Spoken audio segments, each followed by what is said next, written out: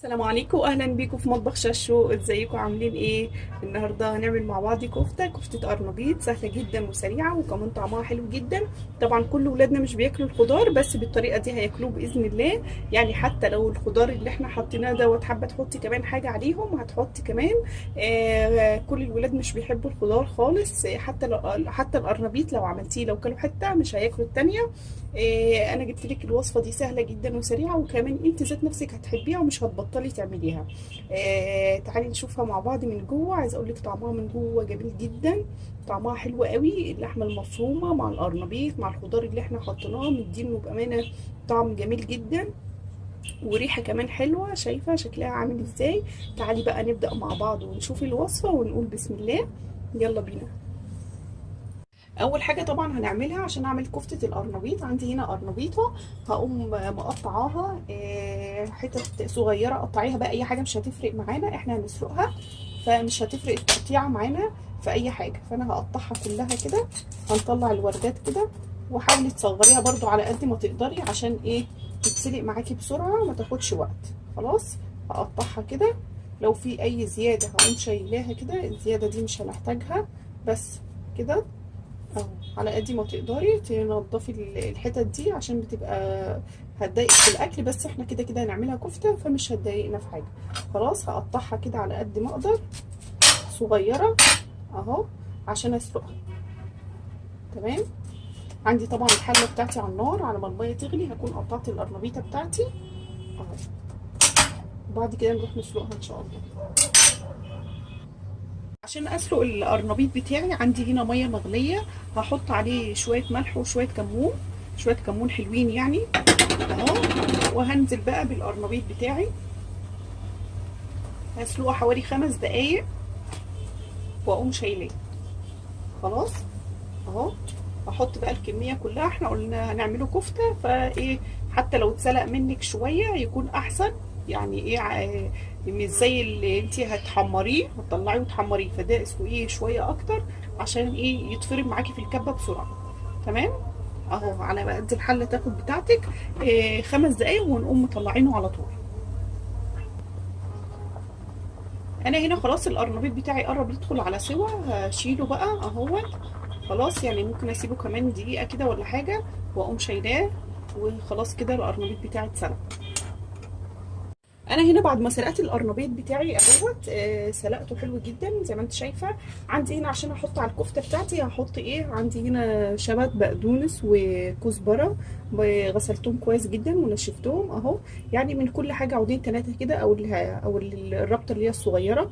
عندي بصله كبيره قطعتها كده، عندي طماطم وعندي فلفل، والطماطم اختياري لو مش حابه تحطي. خلاص هعمل ايه دلوقتي، هفرم كل المكونات دي مع القرنبيط في الكبه بتاعتي. ده كله في الكبه زي ما انت شايفه بالحاجات دي كلها بالقرنبيط. عايزه تحطي كمان فصيل توم حطي، هيديكي برده طعم حلو.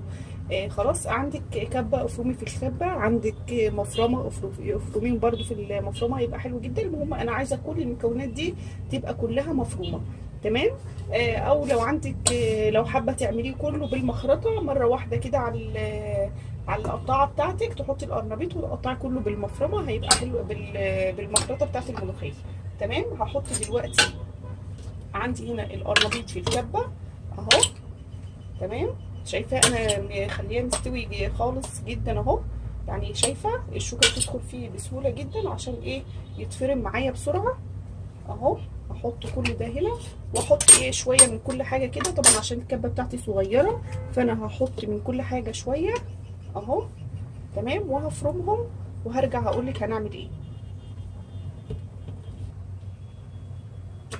انا هحط كمان على الكفته بتاعتي هحط عليها لحمه مفرومه، حوالي ربع كيلو لحمه مفرومه. بس انا عندي اللحمه بتاعتي هنا مفرومه، مش عايزه مش هحطها بقى في الكبه. لو انت حابه تحطي جزء معاها في الكبه يتفرم كله براحتك. لو هتعملي زي تسيبيها كده تبقى اللحمه باينه جواها ما تبقاش مفرومه قوي، انا هعملها كده. لو انت حابه تفرمي كله في بعضه عادي برده مفيش مشكله. خلاص انا هفرم بقى القرنبيط بالخضار بتاعي دوت، وبعدين هقوم مقلبه اللحمه فيهم.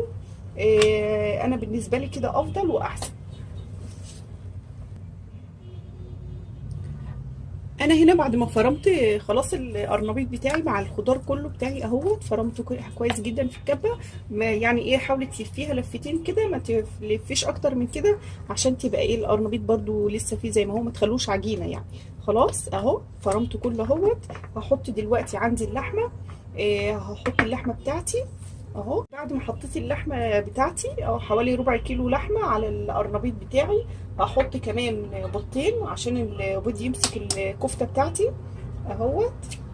خلاص، عايزه اقول لك الكفته دي بجد طعمها جميل جدا، هتعجبك وهتعجب الولاد. بعد ما حطيت اللحمه والبيض بتوعي هحط بقى البهارات اللي عندي بهارات ملح وكمون وفلفل اسود، توم باودر وبابريكا، ودي بهارات لحمه.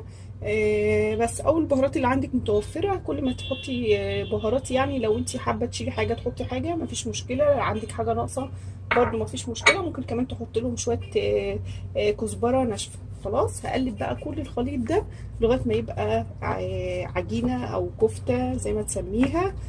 تقلبي كل الخليط دوت على قد ما تقدري اهو، تخلي كله حاجه واحده. تمام، انا هقلبه وارجع.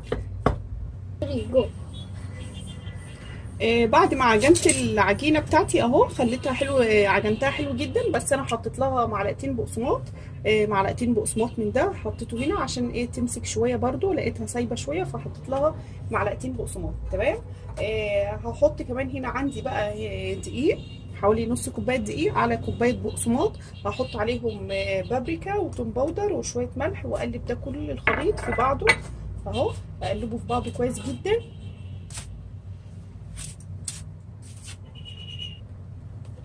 انا هنا بعد ما قلبتهم في بعض كويس جدا، هحط بقى عندي الكفته، هاخد من الكفته كده واصبحها زي ما انا عايزه بقى، تدوريها تخليها دواير، تخليها اي شكل اللي انت عايزاه براحتك. شايفه هي بتتشكل معايا اهي، خليها اي شكل اللي انت عايزاه بالطريقه اللي انت عايزاها اهو. تمام.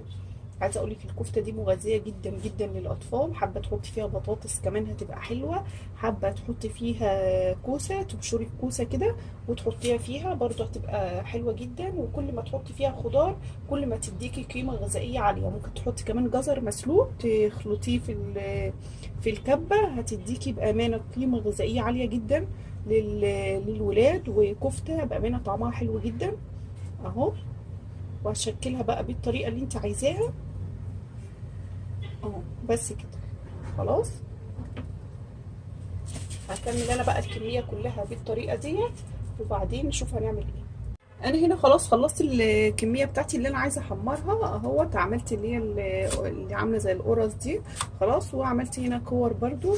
عايزه تصبعيها براحتك، عايزه تعملي اي شكل براحتك. الكميه بقى اللي فضلت حطيتها في اكياس وهحطها في الفريزر، وقت ما احب عاوزها اعملها هطلعها تفك واقوم برضو مشكلاها ومحمراها. عايزه تعينيها متشكله اللي يريحك، بس هي عشان كفته القرنبيط دي بيبقى صعب التعامل معاها شويه، فاللي يستحسن ان انت تعينيها كده ولما تطلع تفك تقومي مشكلاها بقى براحتك. خلاص، انا عندي على النار الزيت هيسخن وبعد كده نحمرها. تعالوا نشوف احنا بنحمرها بقى.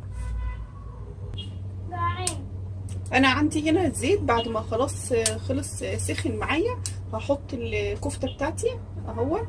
بس وانا بحطها يعني ايه، حاولي بعد كده تهدي النار عشان احنا عندنا هنا اللحمه لسه نيه، فعشان تاخد برده السوا بتاعتها. خلاص، بسم الله الرحمن الرحيم اهوت. وايه، وما تقلبهاش خالص الا لما تاخد لون من تحت، بعد كده تقلبيها. والزيت برضو يكون ولا تقيل قوي ولا غزير قوي، يعني هو الوسط، يا دوبك مغطي الكفته بتاعتي كده اهو زي ما انت شايفه. ما تخليهاش يكون كتير عشان ما تفكش منك. تمام. هخلص انا بقى التحمير كله اهو، على قد ما الصينيه بتاعتك تاخد او الطاسه بتاعتك تاخد حمريها، وبعد كده ما تقلبهاش خالص الا ما تتحمر اللون من تحت. شايفه انا هنا بقى هبدا اقلبها معايا اهوت بكل بساطه اهوت. بس اهم حاجه ما تقلبهاش الا ما تمسك نفسها، عشان هي يعني ايه صعبه في التعامل شويه اهوت. اقلبيها بقى، اول ما بتمسك نفسها في الوش التحمير اللي تحت بتبقى خلاص التعامل بتاعها بقى سهل خالص. بس عشان ايه ما تفكش منك اهو، هتلاقيها قبت معاكي شويه كده طبعا من البيض. البيض هيخليها ليها طراوه كده وهشه من جوه، وهتلاقيها قبت معاكي شويه في الزيت، هتديكي برده طعم جميل وقيمه غذائيه عاليه جدا اهو. طبعا بقى هنطلع على ورق مناديل، اخلص الكميه بتاعتي كلها وبعد كده نشوف التقديم باذن الله. انا خلاص خلصت الكفته بتاعتي زي ما انت شايفاها وحمرتها، لونها جميل جدا. عايزه اقول لك ان الكفته دي مغذيه جدا يعني. اتمنى ان انت تجربيها وتقولي رايك فيها. يعني لو عيالك مغلبينك في اكل الخضار، مش بياكلوا خضار، مش بياكلوا اساسا قرنبيط، ومعظمنا كلنا مش بنحب القرنبيط لما بنحمره قطعه واحده كده. كل العيال بيقولوا مثلا مش بيحبوه او بيلاقوه من جوه ابيض فمش بياكلوه. فانا عملت لهم الكفته دي طعمها حلو جدا، وزي ما انا قلت لك ممكن تحطي فيها اي خضار انت عايزاه، جزر، بطاطس، اي خضار انت حباه ممكن تحطيه مع الكفته، هيديكي طعم جميل جدا وقيمه غذائيه عاليه في نفس الوقت.